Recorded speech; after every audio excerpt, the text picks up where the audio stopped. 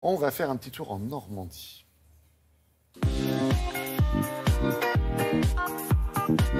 Longtemps décriée pour son architecture moderniste issue de la reconstruction après-guerre, la ville du Havre, classée au patrimoine mondial par l'UNESCO en 2005, affiche désormais fièrement son identité 500 ans après sa création.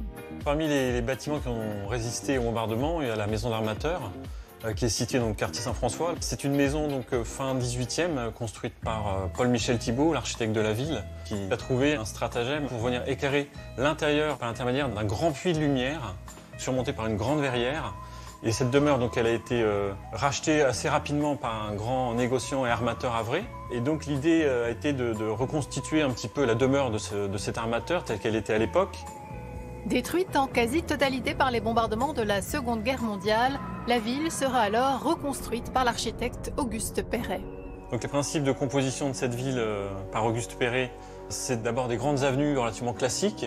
Et puis après, quand on rentre dans l'échelle des îlots, c'est des choses relativement modernes, construites sous le principe des tours et des barres, organisées autour de cours intérieures. Et puis l'utilisation généralisée du béton armé, décliné pour ses qualités esthétiques et pour également ses qualités techniques, puisqu'il permettait d'engager le principe de préfabrication. Pour expliquer l'architecture Perret, on a trouvé intéressant de faire rentrer les visiteurs à l'intérieur des logements, parce que c'est une des qualités de cette architecture, c'est qu'elle offre des logements relativement confortables et qualitatifs. En cela qu'ils étaient assez rationnels, pas d'espace perdu, ça c'est une des règles de l'architecture Perret. Et puis un des principes aussi importants, c'est la flexibilité, notamment avec ce principe de cloison coulissante pour s'adapter au nouveau mode de vie des gens.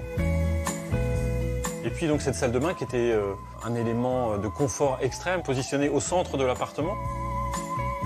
Le dernier édifice construit par Perret est le plus emblématique de la ville et l'église Saint-Joseph. Dès le départ, en fait, cette construction a été dédiée aux victimes des bombardements. Perret, par la hauteur et la côté monumentale de cette église, lui a donné une symbolique de phare et d'une charge spirituelle qui s'impose de par l'architecture. Autre construction en béton, signée elle aussi d'un grand architecte, le Volcan d'Oscar Niemeyer, inauguré en 1982. Oscar Niemeyer, qui a très peu construit en France, s'est trouvé tout de suite intéressé de venir construire et dialoguer avec l'œuvre de Perret, en installant une maison de la culture inspirée volumétriquement, on peut dire, de l'univers des grands paquebots transatlantiques. Donc le centre Oscar Niemeyer a été réhabilité très récemment pour réaliser une grande bibliothèque et une grande salle de spectacle, donc la scène nationale du Volcan. Enfin, en 2008, la ville a commandé à Jean Nouvel la réalisation d'une piscine dans le quartier des anciens docks. Jean Nouvel a réalisé une piscine d'un type nouveau, une réinterprétation des bains romains, volumétrie blanche, extrêmement cubique. Et c'est un espace unique et extrêmement agréable pour y pratiquer la natation et puis la détente, tout simplement. Cet été, venez donc découvrir ou redécouvrir la ville du Havre, son architecture éclectique, mais aussi les nombreuses festivités organisées pour les 500 ans de la ville, comme par exemple la présence des géants de Royal de Luxe ou bien encore les plus grands voiliers du monde.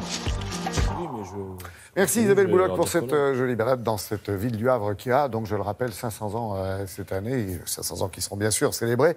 Et bravo, parce que marcher sur les galets, ça n'est pas fastoche.